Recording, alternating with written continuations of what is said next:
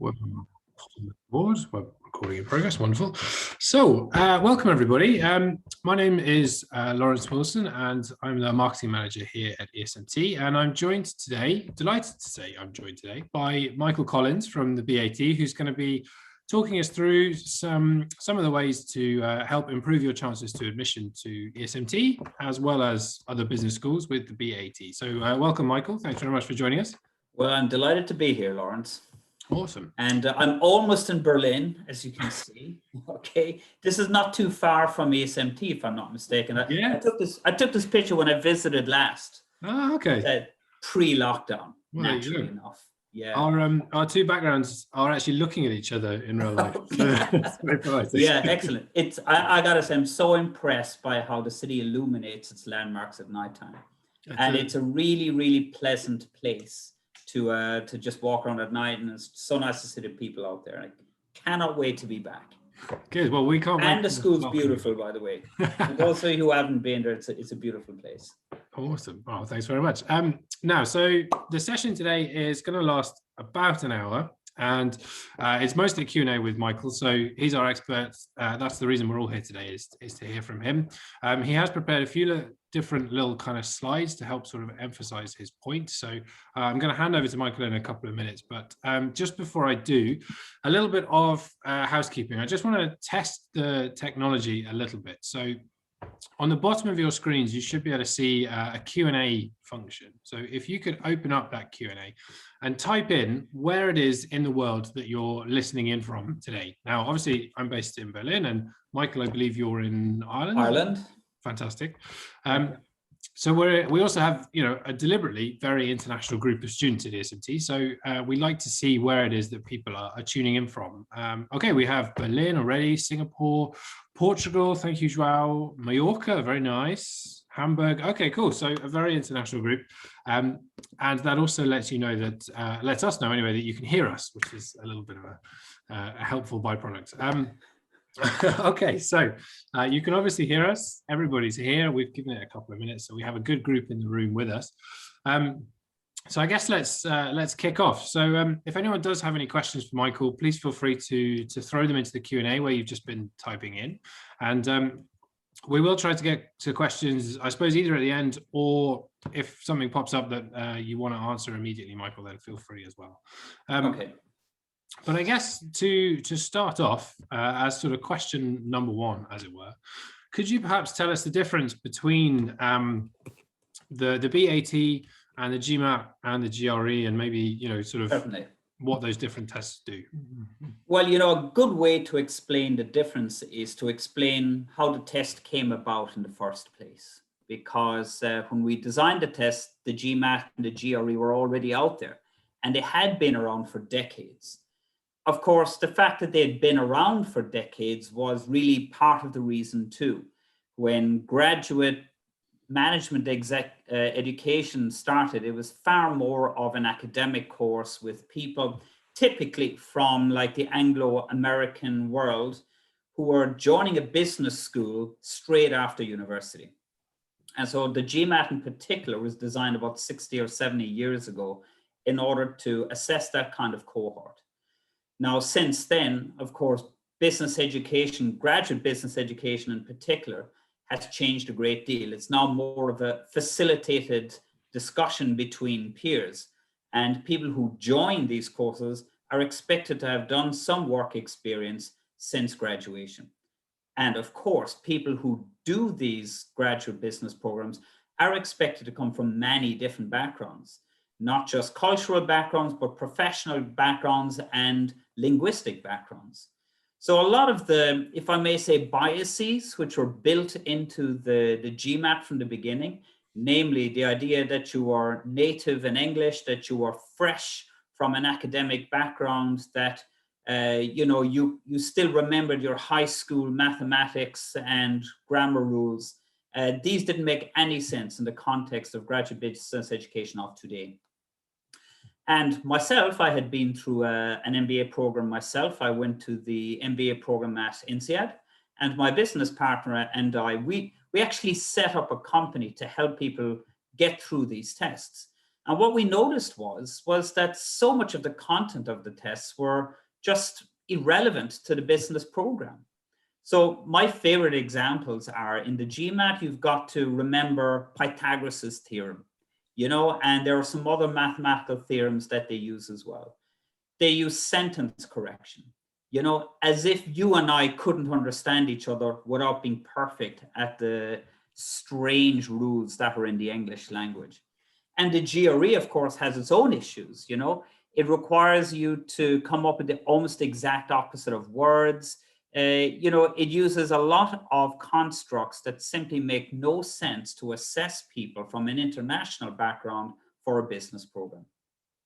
So what we did was we applied blue ocean thinking, which is what you will learn in business school, I'm sure. But the idea is you take a product that's been around for a long time. The world has moved on, the product has not. So what you do is you decide which parts of this product are still valid and you keep those. So, you know, we looked at these tests, the GRE and the GMAT, and we admired like the reading comprehension parts, the critical thinking parts, the logic parts, and of course, the numerical capacity parts. But then you decide what you ditch because it's no longer relevant. And in our case, we felt definitely the idea that you are a native speaker of English with a very high understanding of grammar and vocabulary, the idea that you remember abstract mathematical terms from high school. And so we got rid of all of those because you don't need them for your business program and life won't have taught you along the way. And then you ask yourself, well, what's new? Okay, what is the world asking for now that isn't in these programs, in these tests? So of course we put in business content, you know, so you're now tested using, you know, reading passages and mathematical problems that refer almost entirely to a business situation. We also included the idea that you can test a person's critical reasoning through mathematics, and you can test a person's data understanding through verbal as well, because I know myself, you know, from having run a test prep company, some people feel more comfortable with quantitative methods, some people feel more comfortable with verbal methods. And I'm sure you've all heard of the website called Poets and Quants. You know, the idea being that people who go to business school typically fall into two brackets. You're either a verbal person or you're a quantitative person. So you shouldn't have a bias against you if you fall into one of those two blocks. So we have determined ways in order to examine your ability to think critically, to process numerically, to see a bigger picture, to be creative, and at the same time to see a model before you, regardless of the background you're from. So I guess that's a long answer to your question, Lawrence, but what I will say is the BAT is more relevant. It doesn't require you to do months of preparation because it relies on stuff you should have developed already through your professional work. You can prepare for it very quickly, just doing a few practice tests. And for those of you who want to, there's also an official guide and a critical thinking video if you'd like to buy those too. You should expect to set aside days or maybe weeks at most in order to prepare for this test along with a full-time job. Whereas I know from my own experience, the GMAT is certainly something you need at least weeks and probably months to prepare for. Yeah, oh, that's wonderful. So, yeah. Yeah, no, that is very good to know, because I know it is very off-putting sometimes for people to be confronted by this big looming GMAT, like that does take so long. Many people put off going to business school because they say, well, I don't have time for the GMAT. And that's the tragedy, because the test, I mean, you forget about it once you've done it. It shouldn't be such a big part of your assessment. Mm-hmm. It should be really about how do I prepare for business school, not how do I prepare for an admissions test. Fantastic, yeah. And so when it comes to the BAT and the kind of specifics around taking that test, are there any sort of any specific things that candidates should have with them so that they can take the BAT? Okay, so, you know, you'll be taking this more than likely online at home.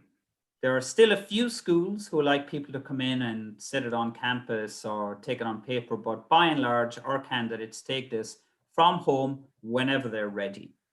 So what you need to have is a couple of hours set aside whenever you are at your peak energy levels.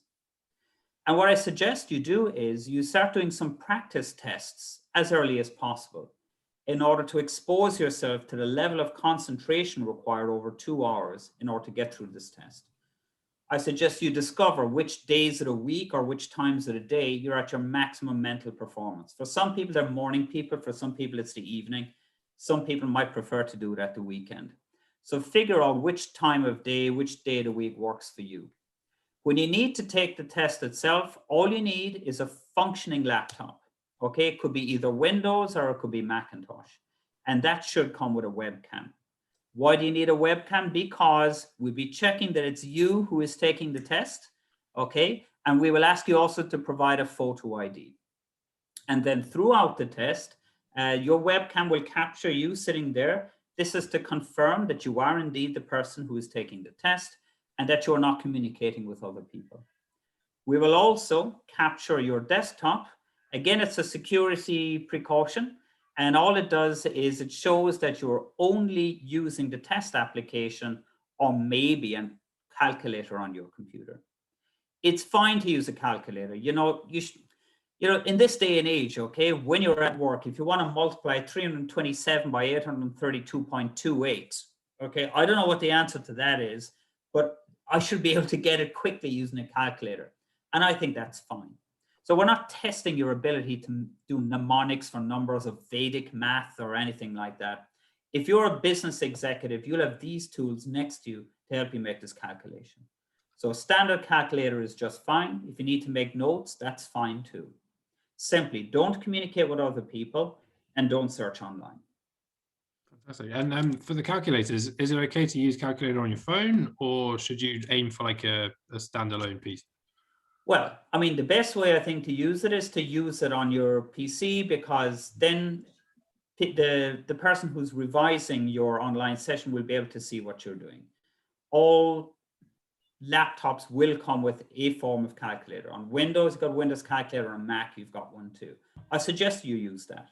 Okay. If for whatever reason you don't, you might want to use another calculator, but if so, maybe you should just contact us afterwards and let us know you used your phone for that. So we'll bear that in mind. That's good to know. Okay, well, that's good to know. So I suppose we've got to the point where we're kind of taking the test now. So what does the test actually look like? Like, what's the kind of format of how it's laid out? Yeah. How about I share my screen? That sounds good to me, yes. And here's a little presentation I put together earlier, as you can imagine. Very smooth. So yeah, well, it would be very smooth if I went straight to it, you know, instead of having to fill in with this kind of waffle while I'm getting there. You're very kind to listen to me. So here we go. Okay, so I guess everybody can see that there. Can you see that, Lawrence? Magic. Okay. Now, okay, it says at the top there, 2 hours, 30 minutes. That's if you do the case study. Now, this is for some programs, usually executive programs, the case study is included. But if you're doing like a master's program or a part-time MBA or a full-time MBA, you won't be asked to do the case study. The case study is 30 minutes long. So if you're not doing the case study, then it'll be a 2-hour test for you. Okay. So, and I think what we're really going to talk about today is that first part, because that's the one that really requires lots of preparation. And I think it's the one that once you feel confident in doing it, you'll do really well.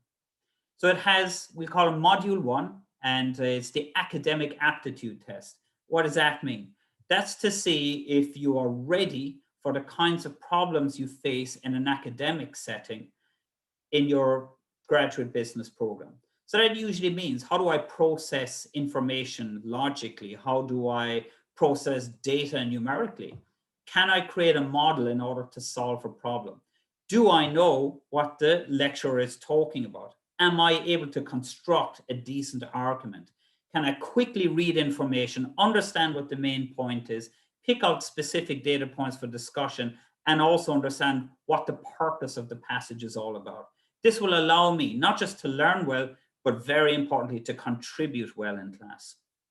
One of the reasons we came up with this particular approach is because when we spoke in our focus groups and developing the test about what mattered in a good classmate, number one was that our classmates got to the point in their discussions. So that's why with such a strong emphasis on critical thinking and reading comprehension in the business admissions test. So each section lasts 30 minutes, okay? Each section has 15 questions. So do the math, as the Americans say, that gives you about 2 minutes per question. Now, not all questions are the same, if you know what I mean. Like, you will feel more comfortable with some questions than others. So some questions will appear difficult to you, some questions will appear straightforward to you. And that's not the same with all different kinds of people. So the good news is, within one section, if you come up against a difficult question, you can leave it and skip to the next one and the next one and keep answering the questions you're most comfortable with until you've all of those done. And then you can go back and then address the more difficult ones. This, we think, is also a natural way of solving problems in sequence, you know? So one of the first strategies you should think about is ask yourself, which questions can I answer quickly? And then answer those as quickly as possible to give yourself more time on average for the more difficult ones later. The 4 sections you'll come up against are communication analysis. This is the equivalent of reading comprehension in the GMAT. And it's called communication analysis for the reasons I outlined earlier. During class, you're going to have to understand what people are saying. You're going to have to read a case study. You're going to have to get to the point, and you're going to have to make a contribution of your own. So you should have an opinion based on what you read, and it should be based on facts, and you should know what the other person is trying to say. So that's why we have a communication analysis section. The next section you'll come across is critical thinking. As explained earlier, the #1 skill to have in a classroom is to be able to express yourself logically and clearly. And what critical thinking teaches you, and it's a brilliant, brilliant exercise to go through, is what is a fact that we can accept? What is the conclusion that somebody's trying to make? And in between, what's missing?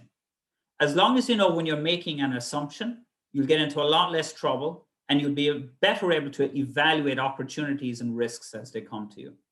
Now, if you're becoming an entrepreneur in particular, it's all about managing risks and taking bets.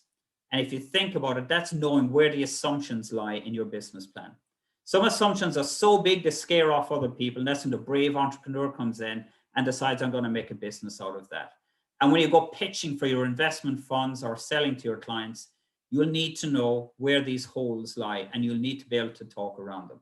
So critical thinking is actually an incredibly valuable skill for business people. Data interpretation. This is where, given information, you can construct a model, and you can also understand, a bit like in critical thinking, where information is missing. And for me, this is the key modeling skill for a person when they do a graduate business program. They need to be able to understand where the numbers fit into the bigger picture and how they work together.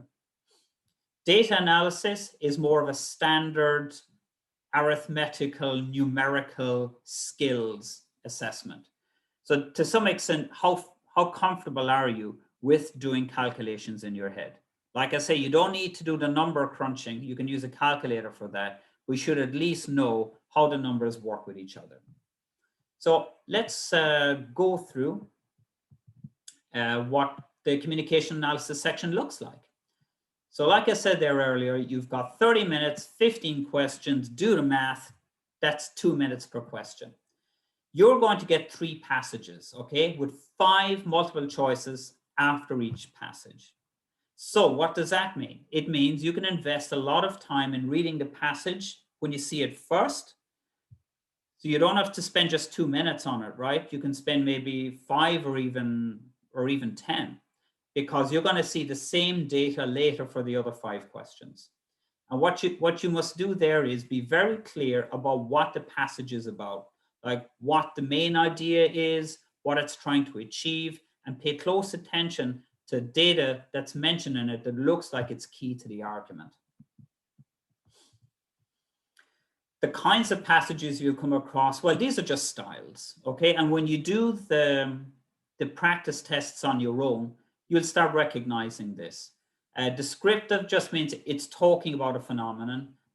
Factual is like we're discussing something from a very factual basis. Persuasive is an opinion. And analytical, we're breaking down somebody else's conclusions. Topics are not limited to business and management, but there will be something that you're very familiar and comfortable with. Okay, we're not going to get into psychology or medicine or something like that. The usual tricks they use in the GRE to make something very difficult. But it will be something that you are familiar with, because the idea is that they should be in a manner accessible to an audience of general readers. So if you're not a native English speaker, but you read Newsweek or you read the New York Times, then that's the sort of expression that you will come up against. We don't care about your grammar, okay? I mean, my grammar is probably bad too, but I know I can get on in life without it. And I think it's fair, you know, it's the last skill you need to have. You need persuasion, you don't need perfection. That's a good phrase, isn't it, Lawrence? You need persuasion, you don't need perfection. Okay, so here are the different kinds of questions you come up against in the communication analysis. What's the main idea? So when you read through it, kind of figure out what's the main idea of the whole thing and what the main parts of its paragraphs are doing in order to support that. Okay, so imagine a very simple summary of every paragraph. We call that a mental map. So you're presented with, say, 1,000 words. Try and boil it down to just a couple of dozen in your head. And it'll intimidate you a lot less once you get to that particular skill. There are fact-finding questions. These are the easiest ones. I like them the most because this is something which is in there or it's not in there. Okay, and when you do this mental mapping in the beginning, take note, as I said earlier, of key data points, because these are the ones we're likely to ask questions on. This is just like being your business school class, okay? And finally, inference, okay? So the idea, if you infer something, you're implying that this is as a result of what this information here is saying. This is pretty important because when you are seeking to persuade somebody else, remember that all the data you are giving should be inferring something to the person to whom you're talking. And so much of business is just about persuasion. You know, you're just trying to persuade somebody to do something for you, to pay you, to invest in you, to buy from you, to believe in you. You know, so I think learning the skill of understanding inference is very, very important. So I'll tell you what, this is what a question looks like when you do it online. So let's skip to an actual online test and have a go. All right, so when we're online, okay, this is the sort of interface we see. And a couple of things you should notice straight away. There's a timer up in the top right, okay? Every section has 30 minutes and the timer starts ticking down as soon as you begin. Now, what I suggest to you is you look at that timer, say every minute or two. You know when they say when you're driving the road, you should check your mirror every 2 seconds? Well, when you're going through the test, you should be looking at this timer, I would say once or twice throughout each question, just to see where you are. I remember when I did my GMAT, that 10 minutes go at one stage on one question. It was such a terrifying experience. You know, so make sure that you know where you are in the timer. And then if you're still finding difficulty getting through the question, cut your losses, go to one where you feel more comfortable, and then return to this one later. Time management is super important. And that timer up there tells you how you're doing. Up at the top here, you see, you know, which questions are available to you. And you can go back and forth, okay? So you don't have to go sequentially. And you can decide yourself which ones you want to do now and which ones you want to do later within the time frame of the test. Let's have a look at question 1 here, okay? This is being recorded, so maybe you can probably look at this later. And more importantly, you can take this practice test, because this is one of the practice tests, and go through this exact question yourself. The supporting content, that's like the big bit you must read. Now, I'm going to read through it like really fast here, and I'll just say that it's about massively open online courses. And it talks about them, you know, and it usually, you know, here it starts off and it says it's generated a lot of debate over the future of higher education. It then talks about what some people feel about what it is, and then it gives an alternative point of view. So every time I read a sentence, I'm classifying it in my head. This is the mental map. And then it goes into a description. So what is one of these massive online open courses? And it gives some examples, okay? Now, always take note of the numbers that you see here, you know, and the specific examples, because questions are quite often asked on these, and they're often asked in a way that might mislead you, because they might claim the opposite, but when you see the information you're familiar with from it, you might think that they're affirming what's in the passage, but sometimes they're actually negating it. So be very careful about that. And then at the bottom, it'll usually finish off with some kind of like a closing statement, okay? And in this case, I would say the closing statement is that the MOOC providers are still searching for a viable business model, right? It started off by talking about what a MOOC is, and then it started saying, you know, who's doing it and how they're going about it. And then at the bottom, it comes up with some kind of a forward-looking statement about what it thinks is happening in the industry. So now that I've kind of summarized this down for myself, I look at the questions. The first question says, this passage implies that. Okay, so what kind of question are we talking about? We're looking for something where after reading this, I should be left with a very specific inference from what the passage is saying. It's basically trying to persuade me of something. So let's go through the options very quickly and see if they are familiar. For-profit providers are already converging on a single business strategy. Now, when it says like a business strategy here, look for something that looks like that. And we remember up here, we saw viable business model, okay? And it says here, they still seem to be searching for it. Well, that seems to be completely the opposite of this here. So I think we can ignore this one. Then it says MOOCs offered by non-profit providers generally have larger enrollments than those provided by for-profit providers. Now, here's the thing, this is a bit tricky because it says something that's kind of true, right? It talks about non-profit providers that have huge enrollments. And indeed, you know, Stanford offers one and it has 160,000 students on it. So it seems to suggest we're talking about a non-profit provider with huge numbers. But the assertion is that it has bigger enrollments than for-profit providers. And nowhere does it say that at all. It doesn't say anything about how many course enrollments there are for the for-profit guys. So this is a bit tricky because the first half of it looks about right, but the bit at the end is what negates it. So that's not it. You see how attention to detail is really important. Next one. It says MOOCs offered by for-profit providers have higher attrition rates. Now, they mention an attrition rate, okay? Here it is, 80% of the enrollees fail to complete the Stanford AI course. But again, it doesn't make any distinction between what for-profit and not-for-profit providers do. So again, they're trying to trap us by giving something that looks familiar, but the assertion's actually not the same as what's in there. See how sneaky this can be. Most students enrolling already have a university degree. Well, this is a pretty common kind of answer, which is nowhere does it say that. And, you know, a trick can be sometimes that people say, oh gosh, I can't see it anywhere. Maybe that's it, you know, but if it's not there, then that's not the answer. Let's look at the last one here. Students may not have the opportunity to interact with the course instructors. Well, let's go up here and see how it describes these things, okay? Well, it says here that MOOCs can never offer an acceptable substitute for the kind of face-to-face education offered by a traditional university. Here it says they may not have the opportunity to interact with the course instructors. Now, to some extent, some of these can be close to the truth, but this one looks like it is almost exactly the same as what they say up there. So we choose that one. Now, once you click this, it immediately updates the answer in the system. So even if you lose your internet connection for a second, that's fine. The answer is in the system. If you change, it'll update it. If you move around and come back and update it, it gets updated then. So all you have to do is click once and the answer is set in place. So I hope this has been an introduction to you for communication analysis questions.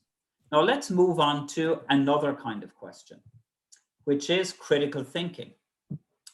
Now, critical thinking is, you know, it's a logical way of thinking, but I like to use pictures whenever I can in order to do this. And for me, this is a big part of the crossover between the quantitative and the verbal way of looking at things. Yeah. So here it says, you know, read the following scenario and come up with an appropriate response according to the prompts you get. I'm going to give you a fact, and then I'm going to give you a conclusion, okay? Now here's the fact. It says, in the aftermath of recently enacted educational reforms, more students are achieving passing scores, okay?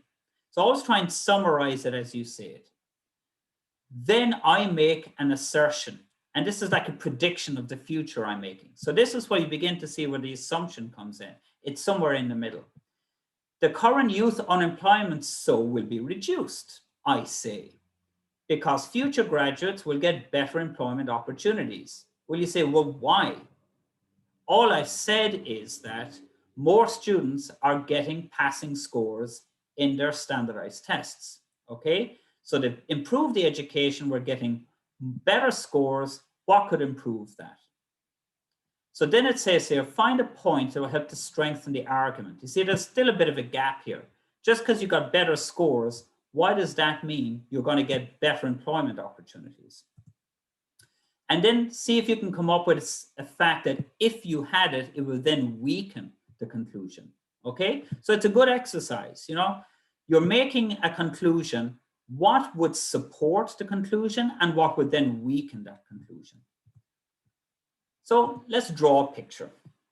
Here's one of the pillars of my argument, okay? Students are getting better scores. That's what I do. I boil it down to a couple of words. This, I say, leads to the conclusion we're going to get reduced unemployment. I don't think I've got all the pillars supporting my conclusion there, okay? So I think I'm missing another supporting fact to go from better scores to reduced employment. We're missing some kind of supporting fact. How could we strengthen our conclusion? What could we insert in here to make the reduced unemployment thing more likely to happen? So something new. Well, if I told you that there are many job openings for high scoring graduates, then you could say, well, then if there are better scores, then clearly if there's lots of jobs for people who score well, we should get more people in jobs, which would lead to reduced unemployment. So that would support my assertion. So this looks about right. But what would weaken that? Okay, what would say there's no connection between better scores and reduced unemployment? Well, what if the local economy was based heavily on unskilled manual labor? So basically, you can get all the scores you like. That doesn't mean there's going to be more jobs for you. Yeah? So at first glance, it might seem, sure, the better your scores, the better your job prospects. But is that always true? You know, and this is part of that kind of critical thinking skill you always develop in a business situation. People are always pitching ideas to you, pitching opportunities, and you got to ask yourself, am I seeing the full picture? And what if something else were the case? And that's what this bit here is all about, the what if, all right? It's like a creative exercise to ask yourself, what could go wrong and what must go right? So here's another one. Right, genetically modified foods, this is a fact, no contest, okay? They entered supermarket shelves in the 1990s. A decade later, so far, no scientific study has suggested that this poses any health risk. Therefore, and this is the big conclusion being drawn, GM foods are safe for consumption. Now, what is the basis of making that strong statement there? They gave us some facts. Are they enough facts? So it's asking us to identify a point that could weaken that argument. Well, clearly, if it took a very long time to understand what the impact of taking genetically modified foods were, then you couldn't draw that conclusion now because it's only been more than a decade later, or in fact, maybe about 30 years later now. How can we represent this using our diagram method? Well, we say GM foods are around for 30 years, okay? No study has found them unsafe. The conclusion is that they are safe, but is that everything, okay? What could weaken it, okay? What would cause, if you like, the roof to collapse here? Well, you can see that if 30 years were too short a time to tell, you couldn't get to the part where it said that the foods are safe. It doesn't deny the facts, okay? But it gives a bigger picture. So a weaken argument never denies anything that's there already. It just says, but have you thought about the following? You know?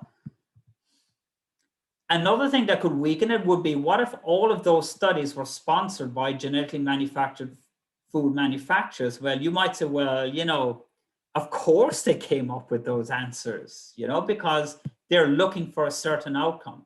So how objective have these studies been? Now, it doesn't deny any of them, but it does raise the question at least. And as long as there's a question, and I think it's an important business skill, know what the questions are. You're going to get those questions when you pitch your business plan to people. They'd say, yes, but what percentage of the population are really going to buy your widget, sir? You know, so then you say, oh, I hadn't really thought about that. The assumption being everybody would buy it. Yeah, so always ask yourself, what could somebody ask themselves that might weaken the conclusion I've just drawn? So remember, the weakened points, they never contradict the facts, but they usually refer to them in a certain way that makes them seem less sound. Okay, let's go to data analysis. This is another section. Again, 30 minutes, 15 questions, you know the drill, 2 minutes per. So these test our ability to solve mathematical problems quickly. And they're usually about generating a number. Data interpretation can be about knowing whether you have enough information or creating a model. But data analysis is always about getting to a number at the end of the question. You will always have enough information to get to the answer, okay? Unlike we'll say, so I'll just go back there. Unlike, say, some of the questions in data interpretation or critical thinking where you don't have all the information. This one is definitely one where you've got all the information. Now it's up to you to generate a number at the end. Why would you even do data analysis in the first place? You know, it's to help you whenever people are explaining something to you quickly in your head, do sanity checking of what they're telling you, you know, try and visualize what data they're giving to you, and do very rapid, simple financial calculations, okay? So again, back to the whole, my favorite example, somebody's pitching a business plan to you. Say to yourself, yeah, but what will the profit be in 3 years' time at that rate? What are the unit economics? Okay, so it costs this much, you're selling this much, you know, that's the price per unit. Are you really going to make money on that? Okay, so these are the kind of very rapid fire calculations you need to make in your head while somebody is pitching to you. So that is why I say business education requires dynamic arithmetic conversions and calculations. And so the data analysis skills are those that demonstrate that you're ready for that.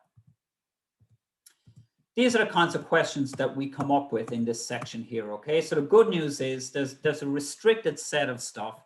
You should have come across this in your work to date. You don't have to go back and study your high school or university math stuff in order to get through this, but it's good to get practice in doing it so you're in top form for the test on the day. Yeah? So here's a nice example, and I chose this example because, again, I like to show how to solve problems visually. And you will see how there can be a visual way of answering this question.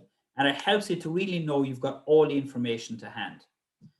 So you can read it. It says the ratio of cups of flour to milk in a cake is 3:2. Then I just add a whole load of cups of milk and I disturb the mixture. Now the new ratio is 3:4.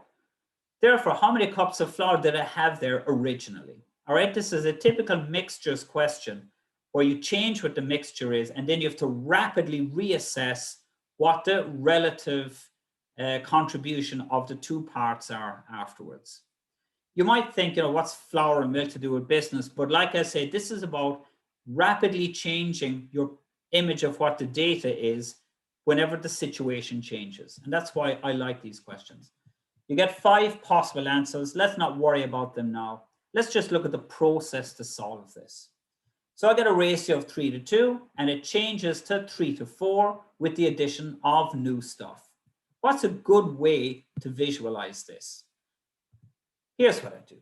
I like to draw a picture. So I started off with 3-2, okay? It ended up being 3-4. So the 3 parts to 2 changed to 3 parts to 4. And that 4 is based on adding 6 cups. So therefore those 6 cups comes from the 2 extra parts. Yeah? So you see where this is coming from? So each part immediately refers to 3 cups each. So therefore, how many cups of flour do I have? Well, each one is worth 3. There are 3 flours. The total amount is 9. Yeah. So instead of, trying to come up with a very algebraic way of doing this, try and imagine a picture that describes it.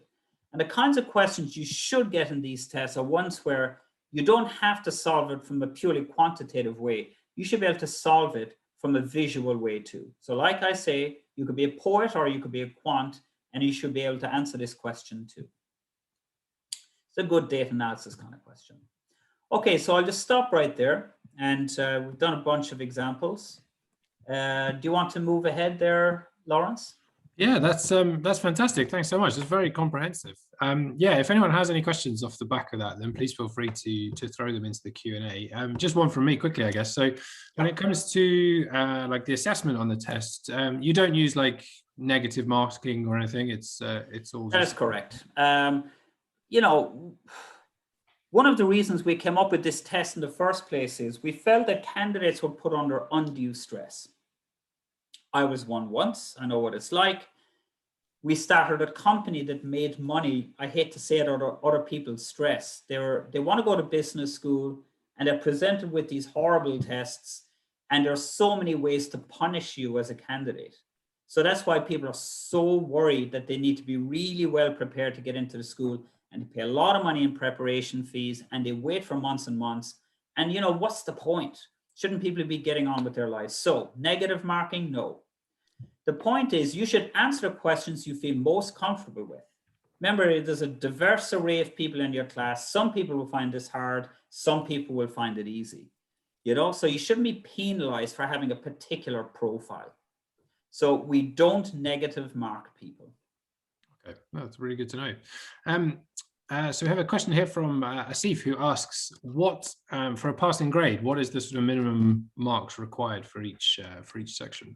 That is a per school kind of answer. And I would also say that, everybody's profile is looked at in a holistic way. And one thing which I guess I can re-emphasize now, is the student doesn't get the report sent directly to them after the test, because again, it's pathological in the high stress tests like GMAT or GRE. You do the test and you judge your own performance, and that stresses you out, and it makes you decide whether you should apply or not, whether it's fair that you were admitted or not. So you shouldn't be overly concerned about getting a specific score. You shouldn't hold back from applying if that. So that's why the candidate doesn't get the score delivered directly to them. There's no, I would say, passing score, but what I would suggest is you get at least 40% of the questions right, okay? And what you can do is, and when I mean at least, okay, your school may hold you to high standards if you've got a high scoring cohort.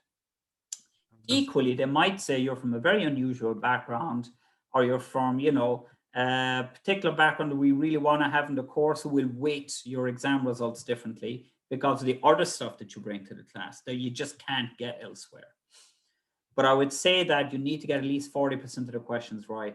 So do lots of practice tests, because you will see at the end of the practice test which ones you got right and wrong, and force yourself to figure out what the solutions to those questions were. We don't provide the solutions for you, but what we do is we give you the correct option and encourage you to go back and find out what that solution path is yourself.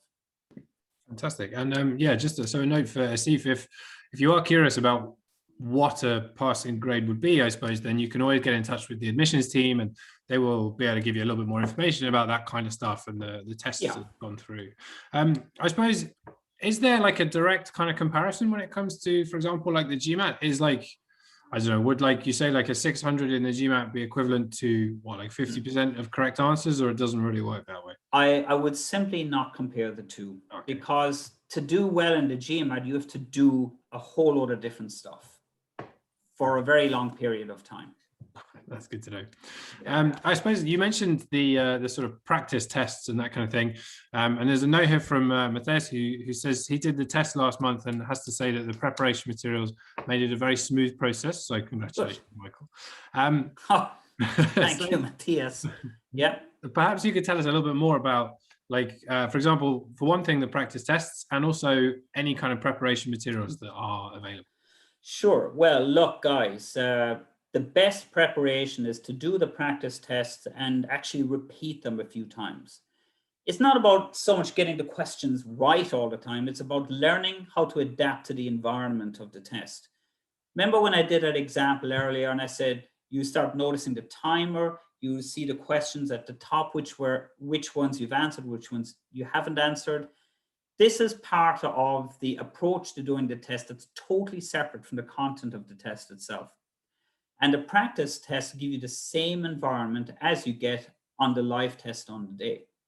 So I would say do the first test without worrying too much about what your eventual score is, but just use it to get used to the timed environment and how to click around and how to select the right answer. And how to deal with probably your first rush of adrenaline or cortisol that you get. I'm learning a lot about how our body chemistry works. And, we can be more in control of this than we think. And a good way to do that is to rationalize what's happening and to reduce our stress levels and allow us to focus better on the test. A great way of doing that is just do practice tests.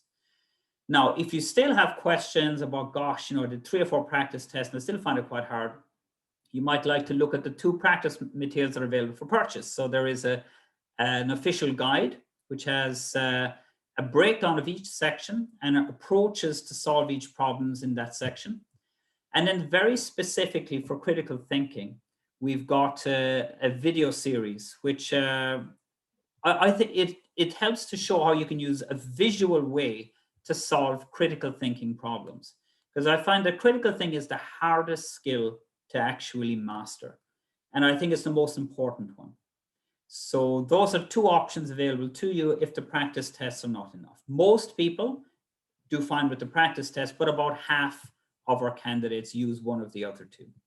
Okay, fantastic. So there are, there are sort of textbooks and stuff out there. There are indeed.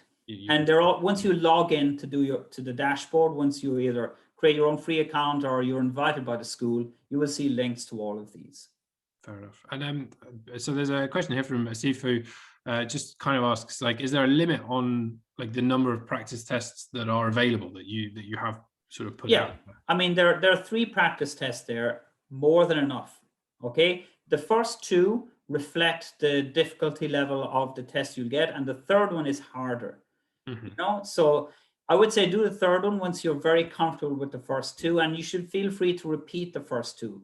This is as much about getting comfortable with the environment and the mode of thinking as opposed to solving each question. Okay, I mean, don't even worry so much about like repeating questions, because the ones you'll see in the eventual test, you'll never have seen those before anyway. There won't be any practice materials.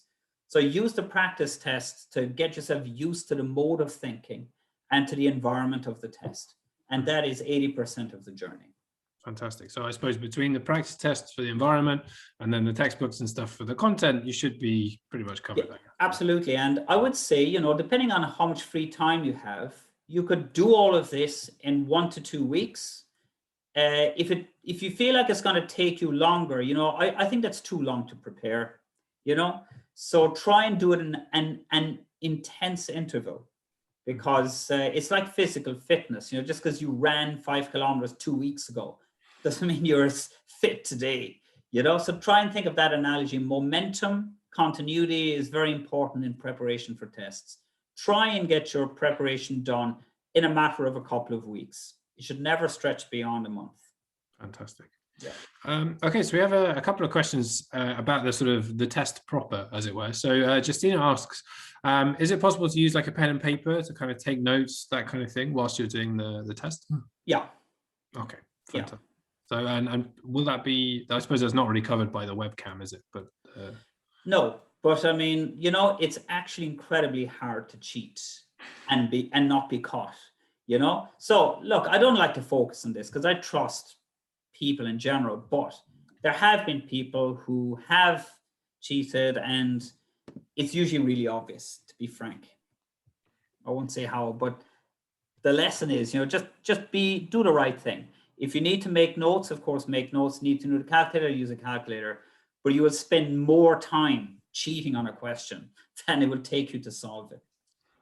Good to know, rather than sitting there with lots of textbooks propped up in front of you. Or Not even. I mean, look, but it's exactly. I mean, if you start like referring to external materials, you've only got 2 minutes per question, guys.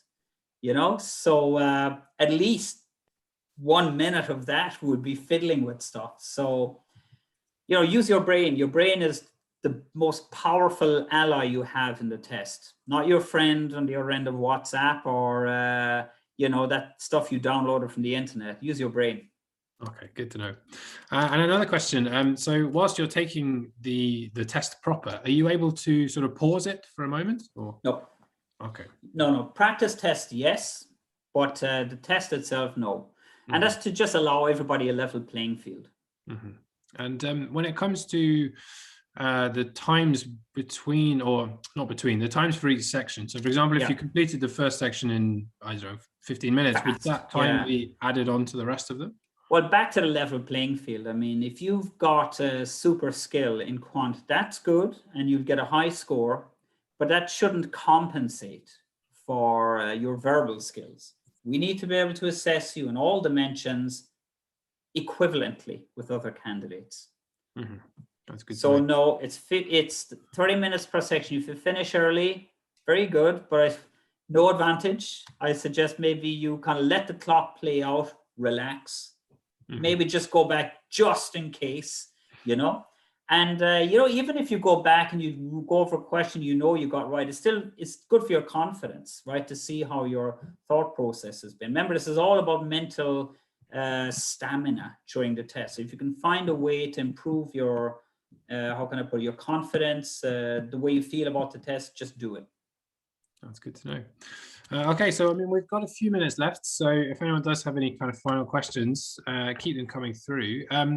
There's a question here from Umair who asks, you know, where can he get hold of these practice tests? I guess that's something that would be sent by the individual schools, I guess. Or? Okay, so when you are invited by the school to take the test, here's what happens. You get an email at the email address the school uses to communicate with you, where it says, please confirm your email address by clicking this link. You do so. It says, thank you. Now, please put in your name and if you like, a profile photo. And once that's done, you will find yourself with a dashboard. And that dashboard will have at the top the link to take the test for real. And then below that, a link for the official guide. And below that, the links for the practice tests, all on the same page. It's meant to be as simple to use as we can imagine. And if you've any ideas how to make it simpler, we'd love to hear it. Fantastic. So, Umair, if you are interested, then definitely get in touch with the admissions team, and they'll be able to sort you out. Well, it seems like we're kind of coming to the end of our questions. I guess maybe as a final one for me, I suppose, Micheál. Sure. If you do you have any kind of like final who does my hair? Nobody for the last 12 months. We're all in the same boat there. I guess, do you have any kind of final recommendations or final like top tips that you can offer to candidates who are prepping for Sure. You know, I've always said that the first thing you do whenever you're faced with any kind of a test is get a broad overview of what the curriculum looks like. For me, this is about looking at the landscape. You know, if you went hiking, you know, you'd say to yourself, let's just have a look at the landscape and look and get a rough idea about what sort of work is required and what I can expect to see, you know. And a good way to do it is just skim through. So, right, so skim through the practice test or skim through the official guide and let yourself become familiar with the kinds of topics that you'll come up against. And, you know, your first stage is take it easy, read through it and let these things settle in.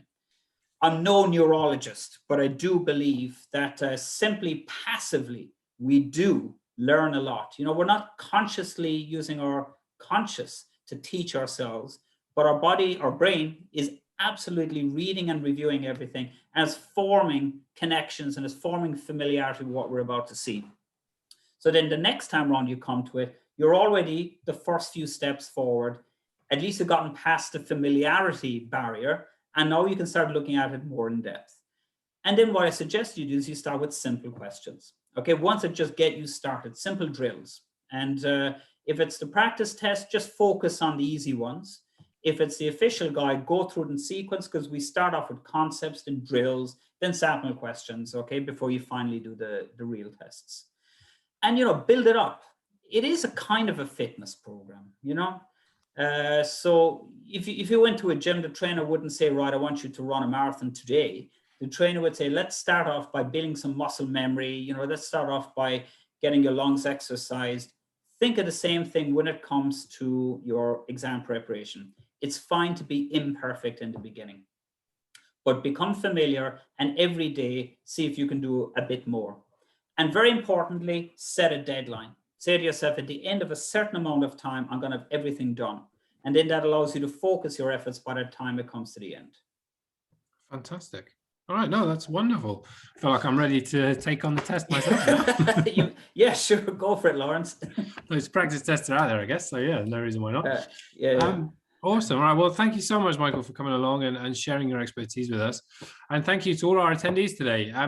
If you do have any further questions or follow-ups, it's probably best if you get in touch with our admissions team. So the email is admissions.degrees@esmt.org. Hopefully you should be able to find that pretty easily, or already be in touch with someone, hopefully. One final, thank you very much, Justina. We also host a number of these kind of online events. Obviously, everything's online these days. But over the next kind of coming months, you should have the opportunity to sign up for a few more of these kind of things.